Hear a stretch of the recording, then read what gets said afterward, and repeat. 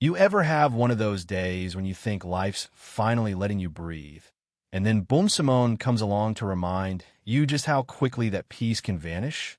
That's how it started for me, right there at JFK Airport, on a morning so crisp you could almost taste autumn in the air. I'd spent months chained to the hospital, fixing brains and losing sleep, all to finally earn this little slice of freedom first class, seat 2A, with a dog-eared novel and a mindset on doing absolutely nothing.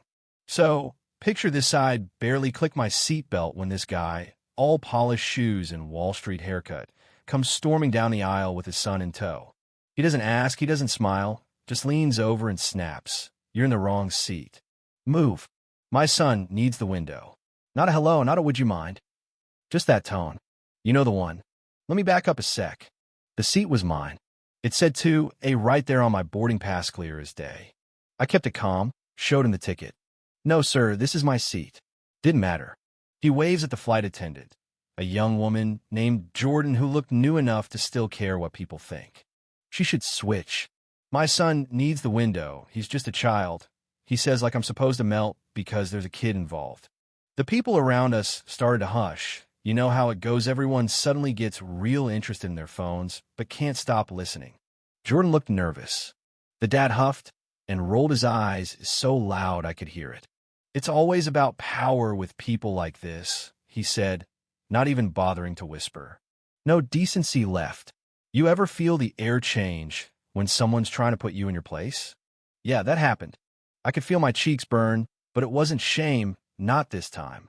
I'd worked too hard, too long, to let a stranger reduce me to nothing. Years in med school, years of being the only black woman in rooms filled with old white men who wouldn't even look me in the eye. And here I was, first-class ticket, first-class fight for a damn window seat.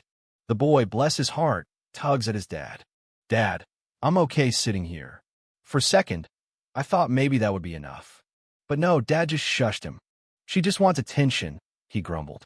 That's when Jordan disappeared for a moment, probably to check with the captain, or maybe just to breathe, but when she came back, you could see something had shifted. She stood up a little straighter, voice suddenly clear and strong. Sir, Dr. Brooks has every right to remain in her assigned seat. And I'd like to remind you that tone and entitlement are not part of our airline's values. Now, you should have seen his face. The man blinked, as if the word doctor was a language he'd never heard before. Doctor? You're joking. A doctor? I didn't even flinch. Yes. Harvard-educated, board-certified neurologist. And no, I'm not moving. And let me tell you, the silence that fell was sharp enough to cut steel. For the first time, the cabin was on my side. Someone even shook her head at him, like she couldn't believe what she was hearing. Jordan turned back to me, all grace. We deeply apologize for this experience, Dr. Brooks. Would you like a glass of champagne while we finish boarding? The dad just sank down, his son looking away, wishing he was invisible. Jordan didn't stop there. And sir, if you speak to any other passenger like that again, we'll have you removed from this flight. Just like that, a room shifted. People exhaled, and suddenly I could breathe again. Once you're in the air, everything felt lighter. I sipped that champagne, not gonna lie. It tasted a little like victory. The man beside me sat stone-faced, probably replaying what happened, but his son, well, kid surprise you. Halfway through the flight, the boy leaned over, whispered, I think being a doctor is cool. My mom is one, too. I smiled, can't help it. Then you already have a great role model, I told him, and I meant it. But behind that smile, let's be honest, was a tired heart. Tired of defending my right to just exist, to sit where I belong, to not have to prove myself every minute of every day. You know what I mean? Sometimes, it's not about the seat or the champagne. It's about not shrinking, not letting someone's arrogance steal your space. After we landed, I thought that would be the end of it. But someone, maybe that lady from 2C, posted about what happened online. By the time I got my bag, the story had already started to go viral. People praised Jordan for standing up. People celebrated me like I'd done something brave just by sitting still. And don't get me wrong, I was glad people were paying attention. But part of me wished it wasn't so rare that someone stands up to that kind of attitude. Part of me wished we didn't need viral stories to prove black women deserve respect. on a plane, or anywhere else. Yet here's the twist: some people still didn't get it. Some said I was being difficult, that I should have just moved for the kid. But a lot more people saw what really happened.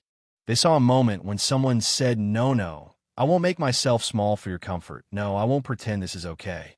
That's the thing about these moments. They start small, but they ripple. One quiet act of resistance, one calm refusal to shrink, and suddenly the world moves just a little bit. Maybe not enough, maybe never enough, but a little. Now let me ask you, if you've been sitting in that cabin, whose side would you be on? What does respect look like to you when no one else is watching? I want to know. Drop your thoughts below. Because justice, dignity, and those small battles we fight in the sky or on the ground, they matter. Maybe more than we want to admit. So what would you have done? And do you think the world's really changing, or is it just another day on another plane? Let's talk about it.